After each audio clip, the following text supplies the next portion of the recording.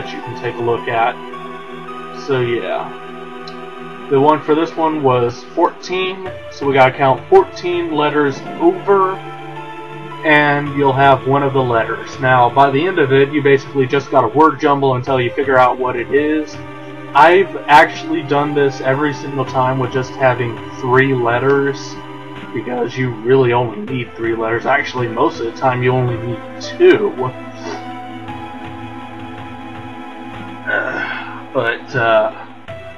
The main fact is, this actually isn't all that hard of a puzzle to solve. Just look at what library book it is, or library area it is, and note down how many letters you gotta count.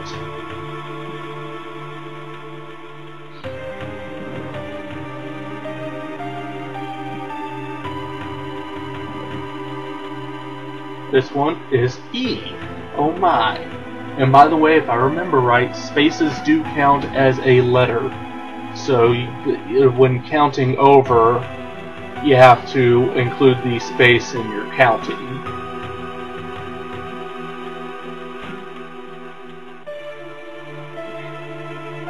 I forgot what the thing was there. Peace preservation and weapon research. Oh my.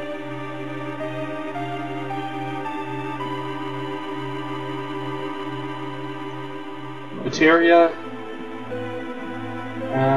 Yeah. Reactor is the one that we wanted. 5 over. There we go. Once you have all the letters that you need, talk to Domino, who is the mayor of this floor. Yeah. He's a librarian with a pretty high opinion of himself. Anyways, once you have all of the letters, talk to him and choose what you need. Now, the letters I pulled actually were wrong. I forgot to count some of the spaces, but I figured it out. It was best. If you get it in one try, you get Elemental Materia. Now what this does is, by equipping it to your weapon, it gives it a elemental status. Say you junction it to, let's say, fire and have it on your weapon. Your weapon will now have fire damage instead of just regular non-elemental damage. If you junction it to your armor, on the other hand, it will actually give you a slight protection against that element. So you junction it with fire and have it on your armor, you get fire protection. The higher the materia level, the better protection or stat boost you get. Now for this one, just open the gates like I do here, go in here, pick up the coupon, and climb up the vent. I actually could not figure this out for the life of me when I was a kid, which actually is to be expected, but you really don't get all that good of items through this anyways. I mean, I'm going to out-level the items that are in this soon enough. And by the way, viewers, to those who complain that I don't buy better weapons or armor, especially the weapons, I have a specific reason why I keep the same weapon throughout the entire game, and that is because of specific reasons. This reason being the weapons that I keep are double AP or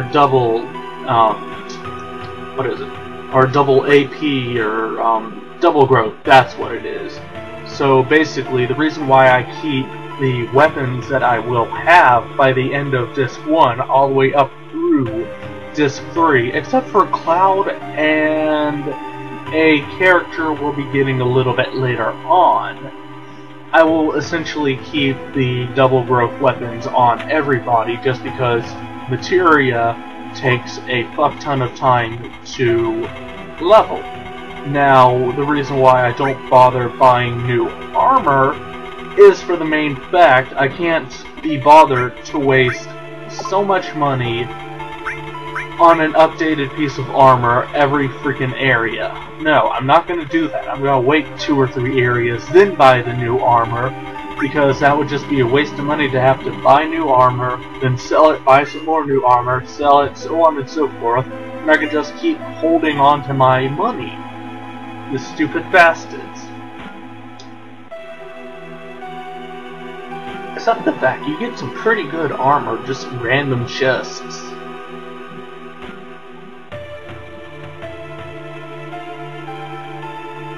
So yeah, we're now in the gym. Yeah, let's get an energy drink. And it didn't give us anything. Irritate. Let's bang on it. Which will piss off the clerk. Now you actually have to do this if you want to get the item that's in there later. Well, items. But you actually have to do that if you want to get it, because if you don't bang on it before leaving, you will... It basically amounts to not being able to get what the item is. You have to bang on it twice to get it, but the second time has to be in disc 2. So yeah, if you just keep searching these lockers, you can get a few items and a useless microphone. What's actually ironic about that is useless microphone is actually the most powerful weapon for my most hated character in this game. Oh my god, I hate that guy so much! His limit breaks are useless, he's not strong at all, and... We'll cover that soon enough. For the time being, I'm gonna rest up, and let's go on and see. Now, there is a weapon that I really need to get for Cloud in the upcoming areas, because it is a much better weapon than what I have on Cloud right now, which essentially is his level 1 weapon. The one that I have on him right now anyways. So yeah, basically Cloud needs a good power boost. However, once I get my double growth weapons, and more importantly, once I get the triple growth weapon for Cloud, and the only other triple growth weapon in the game for the other to be named later character, it will, basically Cloud and the other person will be in my party permanently, just because of the triple growth. But, yeah, I need the double growth weapons for materia building, because it takes so fucking long to grind up the AP for the materia, if the materia that, or if the AP that you're getting is only like 1 or 2 AP per battle. It's not all that useful or helpful. So with the double growth weapon, instead of getting 2, you get 4, which will cut the amount of time of grinding in half. Believe me, viewers, it is very freaking useful.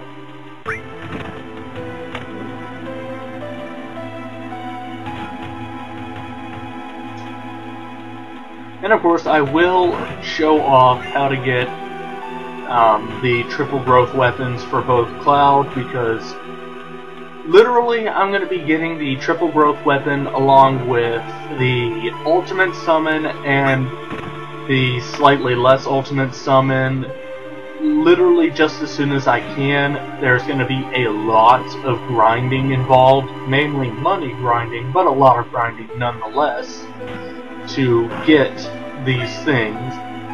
And once I get the ultimate summon, the rest of the game is pretty much going to be impossible to lose.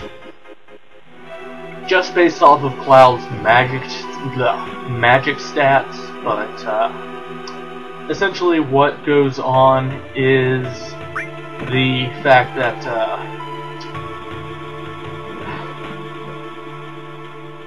basically what's going to go on is, just as soon as I get the high win in Disc 2, I'm going to go through the trouble of getting the Golden Chocobo, which is going to take several hours because I don't have the because I won't have the W item materia.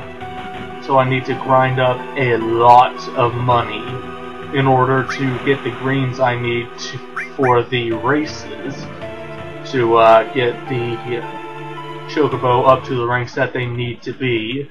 Then once I get the golden chocobo, I'm going to go pick up the ultimate summon, also known as the Knights of the Round Table.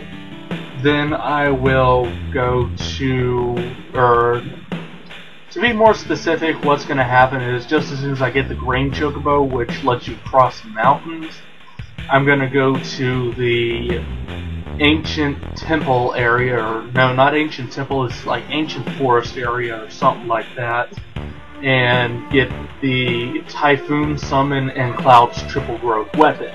Figured might as well, if I'm going to be money grinding, I'm going to need to raise my materia as well. And if I'm going to get the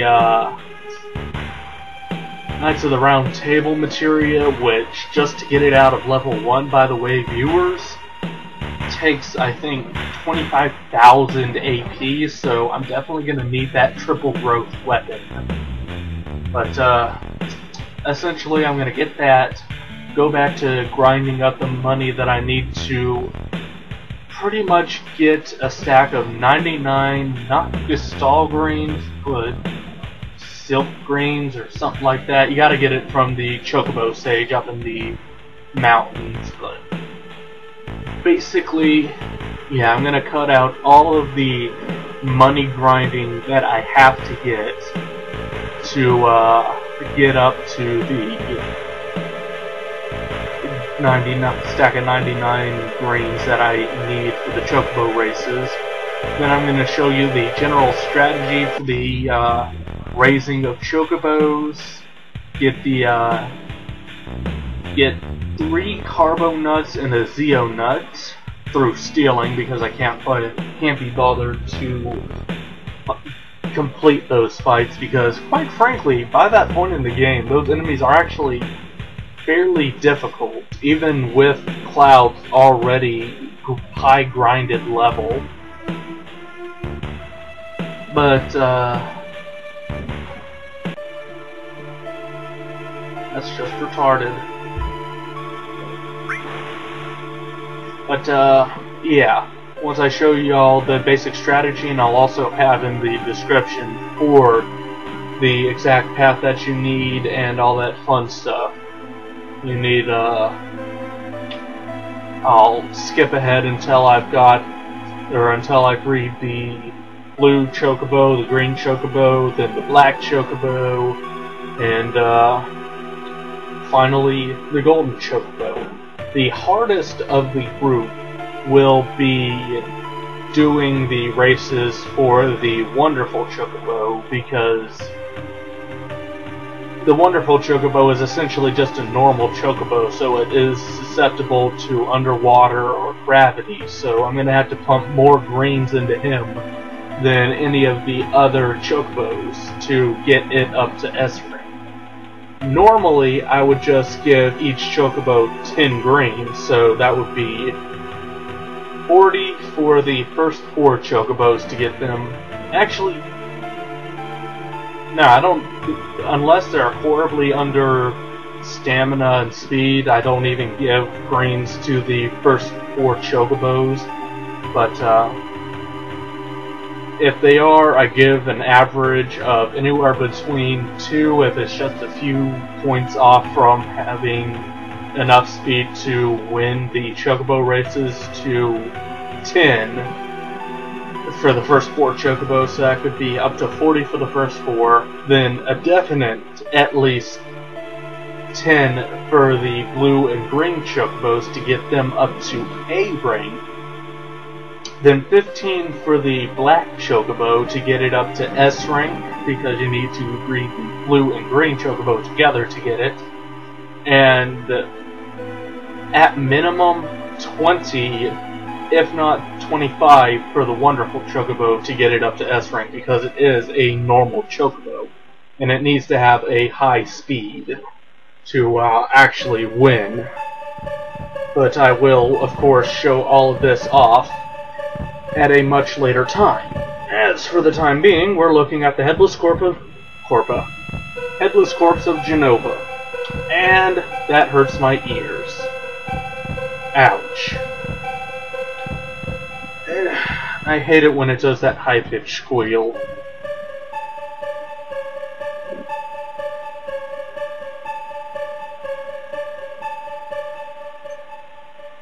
But we do have a boss